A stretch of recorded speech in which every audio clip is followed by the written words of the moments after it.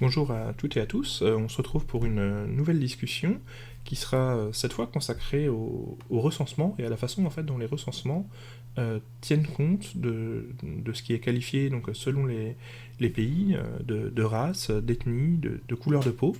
On va voir en fait trois perspectives très différentes entre les États-Unis, le Brésil et la France. Et ce qu'on va chercher à faire en comparant ces situations, et donc la façon dont les mesures statistiques sont réalisées, c'est voir en quoi justement ces mesures ne sont pas évidentes, ne sont pas naturelles, et donc il ne s'agit pas d'enregistrer quelque chose qui serait immédiatement accessible.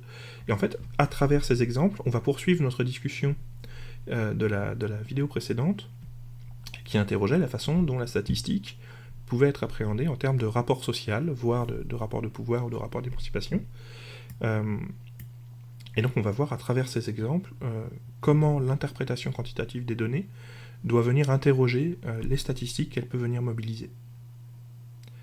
Il y a tout un ensemble donc, de situations, de types d'études, de types de mesures qui, à mon sens, en fait, donnent bien à voir là, ce qu'on a commencé à discuter. C'est les statistiques publiques qui sont liées donc au recensement et à la prise en compte ou non de ce qui est désigné sous le terme de race, avec des guillemets bien sûr, de couleur de peau, d'ethnie également. Euh, et donc ce qu'on va essayer de voir, c'est comment en fait tous ces éléments-là sont mesurés ou non mesurés et participent en fait à construire le social, soutiennent bien sûr la gouvernance et des actions, des demandes politiques, et donc ne rendent pas compte de quelque chose qui serait naturel, de quelque chose qui serait évident ou déjà là. Bien sûr, ce sont des constructions. Ok. On va en fait discuter trois exemples dans cette séquence, celui de la France, l'exemple des États-Unis et l'exemple du Brésil. Euh, Ces trois exemples qui sont à mon avis assez intéressants dans le sens où c'est des situations qui sont très différentes et on va voir en comparant un petit peu les situations des différents pays comment puisqu'elles varient énormément d'une situation culturelle et historique à l'autre, euh, comment donc ces mesures sont bien historiques, sociales et donc culturelles. Okay, comment, à quel point elles dépendent des contextes sociaux et des contextes politiques. C'est ça qu'on va essayer de voir. Sachant bien entendu qu'on avait déjà un petit peu évoqué, hein, enfin même on l'avait beaucoup évoqué dans la vidéo précédente, comment la catégorisation dépendait du contexte. On va continuer à le voir, mais on va le discuter cette fois en ajoutant bien cet élément que ça fait de la catégorisation et de la statistique un rapport social et également en fait un rapport politique. En France, il y a une longue tradition en fait qui va refuser de construire des statistiques qui vont explicitement mesurer des choses qui seraient appréhendables sous les termes donc que ce soit de race, que ce soit d'ethnie, que ce soit de couleur de peau. Cette tradition en France, donc elle est liée à l'universalisme républicain, donc à l'héritage des Lumières, aussi aux conséquences de la Seconde Guerre mondiale, hein, du traumatisme de la Seconde Guerre mondiale, au moment où l'État français, qui collabore avec le nazisme, va produire, va utiliser des registres nationaux pour identifier en fait des populations et les déporter, bien entendu, et les éliminer. Euh, tout ce contexte historique, donc les Lumières et le traumatisme de la Seconde Guerre mondiale, va se conjuguer pour produire un refus politique, en fait, de poser des distinctions entre les individus selon tout un ensemble de critères, et notamment des formes de catégorisation raciale ou ethnique. Euh, le refus, il est politique, il est inscrit dans la loi, il est éthique peut-être, on pourrait dire, hein, bien sûr. Euh, Et donc, on est bien d'accord. Je vais peut-être faire une parenthèse que j'ai pas intégrée dans le diapo parce que je m'étais dit que c'était peut-être pas nécessaire, mais je pense que c'est quand même peut-être plus prudent, surtout dans le contexte contemporain. Euh, Bien entendu, là, quand je parle de catégories en termes de race ou d'ethnie, de couleur de peau, etc., euh, il ne faut évidemment pas entendre ces termes-là dans une dimension naturalisante. Évidemment pas. Quand on parle de race ou d'ethnie en sociologie, on les envisage l'une et l'autre comme des constructions sociales, comme des constructions culturelles, que certains individus, bien sûr, naturalisent. Hein, c'est notamment en fait le propre des constructions en termes de race, et donc des rapports racisés qui en émergent. Puisque, en gros, si on simplifie, si on le dit un petit peu vite, la race, on l'envisage en sociologie comme une construction visant à naturaliser en fait une catégorisation donc d'un groupe d'individus qui se fondent souvent sur des critères biologiques. En tout cas, pendant toute une période, les catégories en termes de race se fondaient sur des critères biologiques qui se prétendaient biologiques, hein, bien entendu, c'est ça qu'il faut comprendre, mais qui sont bien ensuite des mesures culturelles et sociales. On sait que des critères qui sont pensés comme biologiques par des acteurs sociaux, en fait, dans leur application, ne sont pas du tout appliqués avec avec l'évidence que leur prêtent certains acteurs sociaux. Et par ailleurs, aujourd'hui, les théories racistes ont pris un virage assez important, puisqu'elles construisent aussi une forme de racisme culturel qui rapproche du coup un petit peu la construction de la race de l'ethnie, puisque l'ethnie est davantage pensée comme une catégorie qui vient donc définir un groupe uni, enfin, regroupant tout un ensemble d'individus sur des critères culturels, que ce soit donc, la langue, l'appartenance à une même culture, enfin quelque chose qu'on pose en tout cas comme une culture identique. Et dans tous les cas, on est d'accord, il ne s'agit jamais de dire en sociologie que euh, ces repères-là, qui sont posés par les acteurs, existent bien en tant que tels, on est bien d'accord. Hein. Ça c'est vraiment un indispensable. Ce sont donc des constructions opérées par les acteurs sociaux et appliquées donc par certains acteurs sociaux, bien sûr. Aux États-Unis, la situation est différente de la situation en France, et ça s'explique donc par une histoire en fait qui est également différente. Plutôt qu'être marquée par les Lumières ou par la collaboration de l'État avec le nazisme, aux États-Unis, ce qui marque le débat public, c'est l'esclavage, c'est la ségrégation, et c'est la lutte pour les droits civiques. Tout un ensemble de mouvements, donc notamment bien sûr l'esclavage ou la lutte pour les droits civiques, qui ont pu, avec lesquels on peut faire des parallèles hein, dans l'histoire française, mais pas avec la même importance, pas avec la même centralité dans la construction du débat public. Les pouvoirs publics, en fait, aux États-Unis, construisent très tôt des analyses statistiques et mobilisent en fait des catégories raciales ou ethniques en rapport à l'esclavage, en fait, tout d'abord. Mais au fur et à mesure des années, ce qu'on va d'abord observer, c'est que certaines catégories apparaissent, évoluent ou disparaissent. Et là, quand je dis ça, ce qu'il faut bien comprendre, c'est qu'il y a donc des races, entre guillemets, donc des catégories construites et pensées en tant que race par des acteurs sociaux, qui en fait apparaissent ou disparaissent selon les époques. Ce qui montre bien, encore une fois, à quel point ces catégories en fait, sont construites culturellement, bien sûr. Par ailleurs, ce qui est peut-être encore plus intéressant pour penser la façon dont la statistique est un rapport social, ce qu'on voit aux États-Unis, c'est que le débat public se cristallise en partie autour de la définition de ces catégories. Et la définition des catégories, en fait, est un enjeu politique, un enjeu pour tout un ensemble de groupes sociaux, et notamment, il y a des mouvements sociaux, il y a des mouvements politiques qui cherchent à faire reconnaître au niveau de l'État l'auto-identification que certains groupes sociaux réalisent d'eux-mêmes, et qui sont donc demandeurs de la prise en compte et donc de l'ajout d'une catégorie dans la mesure. Okay, ils cherchent donc à être reconnus par l'État, et pour être reconnus par l'État, ils doivent être mesurés. Et donc, ils se mobilisent pour que les catégories statistiques intègrent, en fait, enfin, ajoutent une modalité relative donc au groupe qu'ils constituent. Il faut bien comprendre, pareil, dans le débat public aux États-Unis, enfin, pour bien comprendre le débat public aux États-Unis, il faut avoir en tête qu'en fait, ces statistiques que produit l'État, à différents niveaux d'ailleurs, il me semble, elles ont notamment pour fonction de permettent de mesurer les éventuelles discriminations existantes et de mettre en œuvre tout un ensemble de politiques qui visent à compenser les inégalités qu'on pourrait mesurer. Et donc pour un groupe social, ne pas être mesuré en tant que groupe indépendant, en tant que groupe distinct des autres, c'est une impossibilité d'obtenir une compensation à des formes d'inégalité qui toucheraient particulièrement ce groupe. Donc, il faut bien comprendre que dans le débat aux États-Unis, la mesure statistique qui prend en compte des variables et des catégories donc ethniques ou raciales en termes de race, en fait, ces catégories, elles sont pensées comme permettant de lutter contre les discriminations. Donc bien sûr contre les discriminations racistes.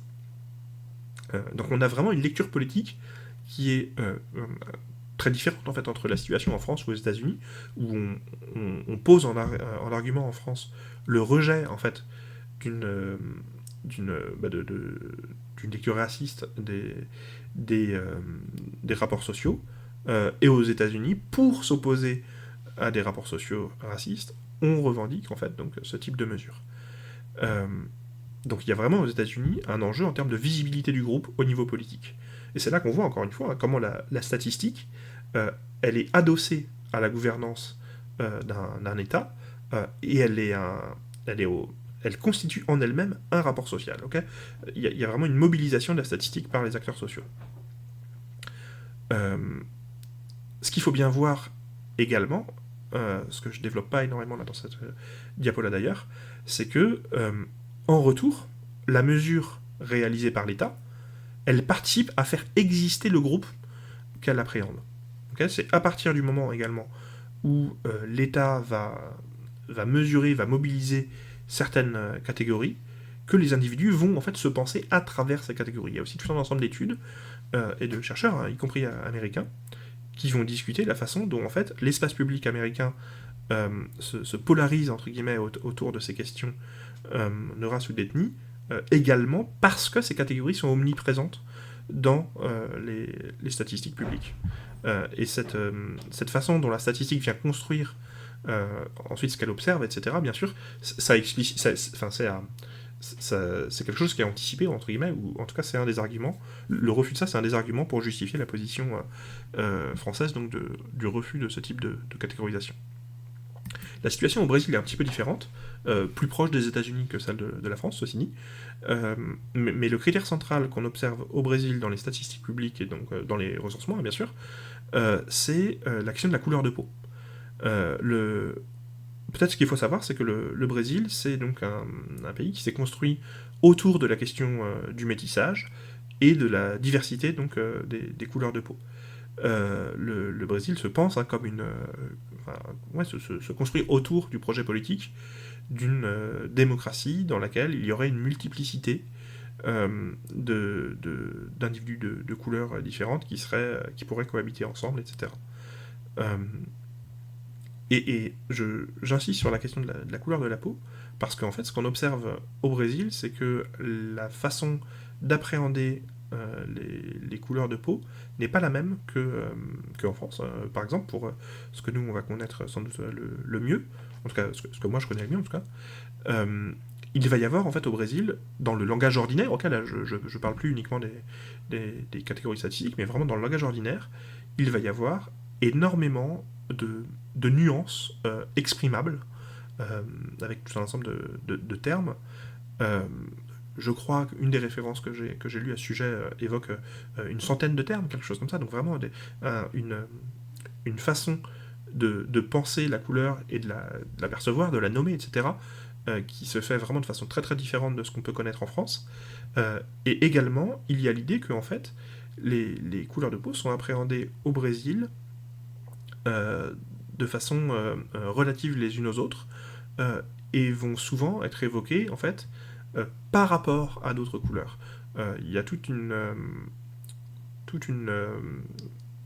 place qui est accordée à une forme de degré de la couleur de peau, et donc on va qualifier une couleur de peau en fait avec plusieurs termes qu'on accole les uns aux autres, et qui vont donc la décrire comme plus pâle, plus sombre, etc. Selon, en fait, à la fois le contexte dans lequel on se trouve, selon également les individus qui sont présents, ceux à qui on s'adresse, etc. Donc ceux à qui, en fait, on va se comparer. Euh, et également, ce qu'on observe, c'est qu'en fait, ces catégorisations-là vont être liées à des formes donc, de hiérarchie sociale implicite, bien sûr, à des formes d'inégalité, et donc aux positions sociales qui sont occupées par les individus. Si je reprends un petit peu ce dernier point, il y a en fait tout un ensemble d'études qui vont montrer que la perception de la couleur est liée à la position sociale occupée par un individu et à sa position relative aux, aux autres individus présents.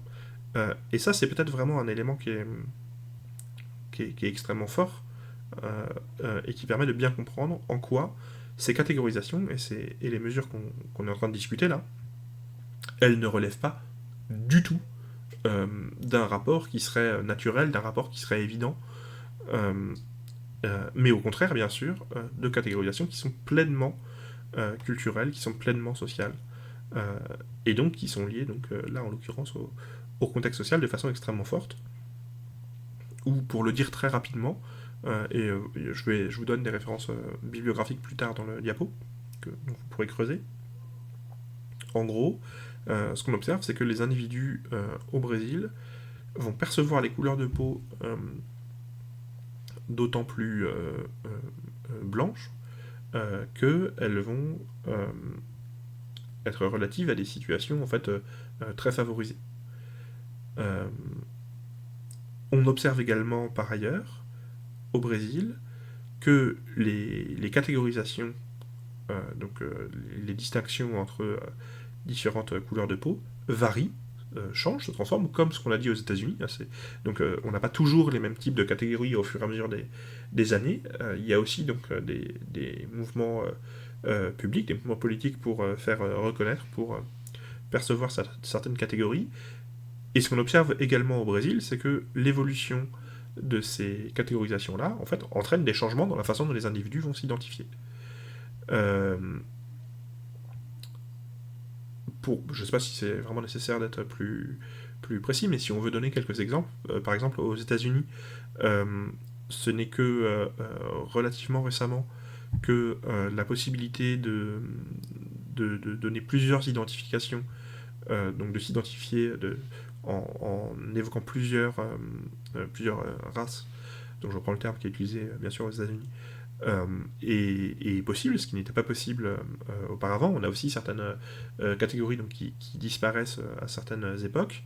Il y a également tout un débat sur la façon dont il faut identifier ou non le groupe des hispaniques.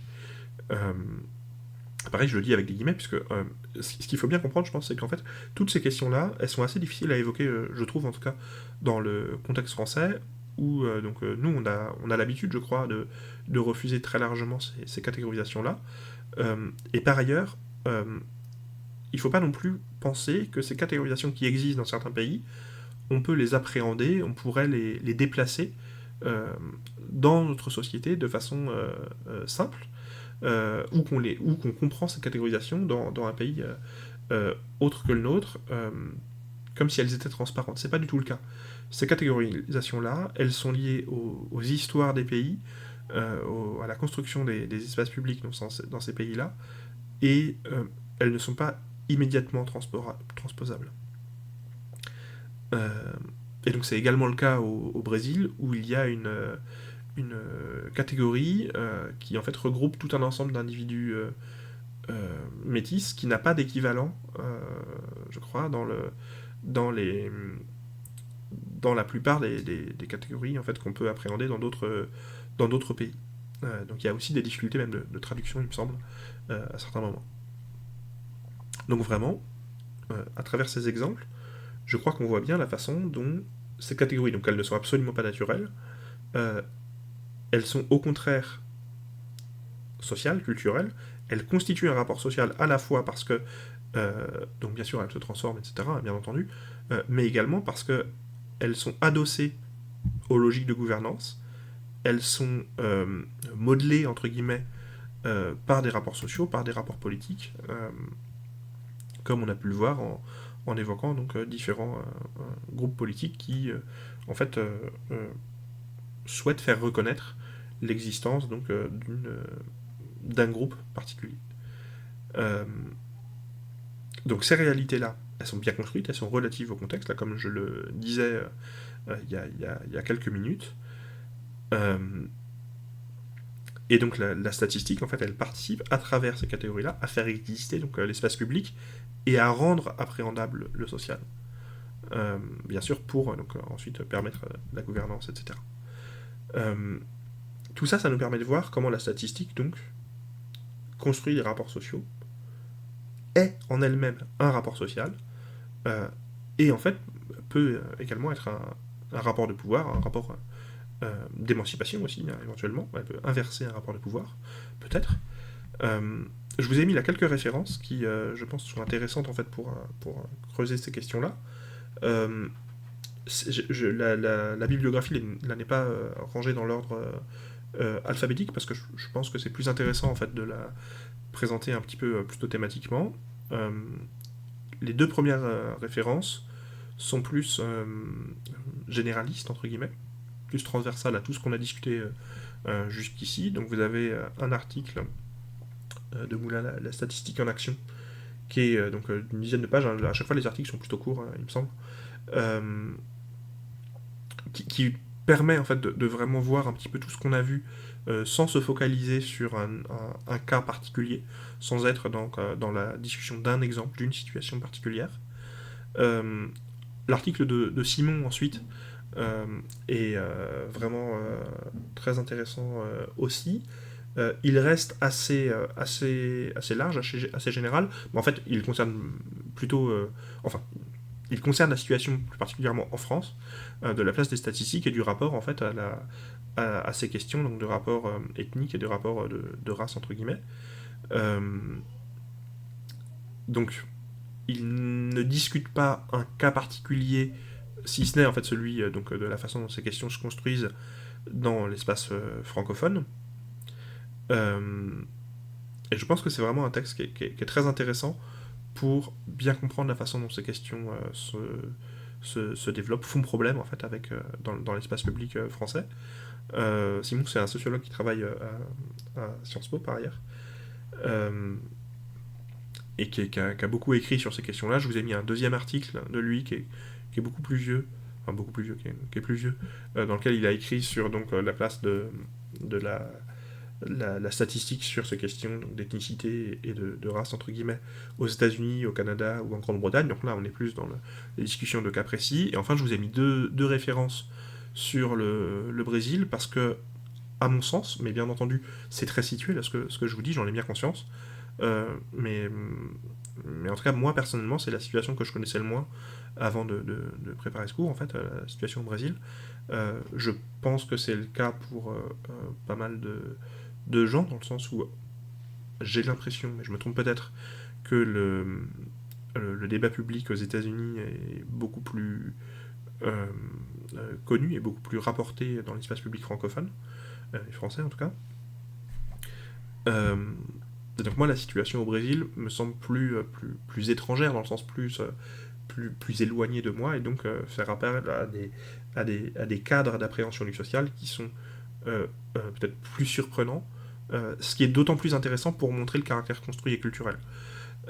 Donc les deux références que je vous propose, là discutent en fait ces questions-là.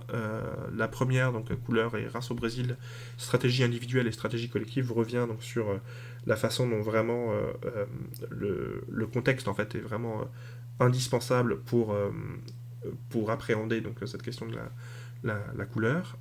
Et le deuxième article discute plus spécifiquement en fait la catégorie des indigènes et la place qu'elle peut trouver en fait donc dans les recensements, puisque c'est ni une couleur ni une race.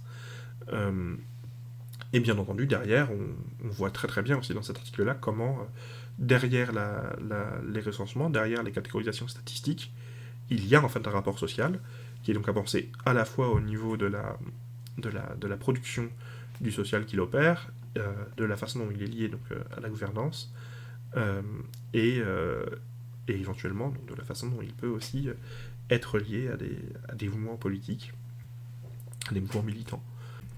On arrive donc au terme de nos discussions sur les recensements. J'espère qu'à travers ces exemples, on perçoit bien comment la mesure est toujours donc une construction d'une réalité sociale, qui n'est donc pas quelque chose de déjà donné, quoi. On a pu voir comment la statistique, dans le cadre des recensements, était bien un rapport social, dans le sens où les catégorisations venaient parfois exclure certains groupes de l'espace public en ne les mesurant pas, et comment donc c'était aussi une demande des groupes d'être appréhendés. Bien entendu, on voit également comment la statistique est adossée aux logiques de gouvernance, bien entendu, dans le cas des recensements, c'est quelque chose qui est, je crois, bien entendable, et puis dans cette question des mesures des inégalités, bien sûr, on est également en plein dedans. Et je crois que le plus intéressant, ou peut-être le moins évident pour nous, c'est peut-être de se dire que la statistique donc, ne fait pas que mesurer quelque chose qui n'est pas déjà là.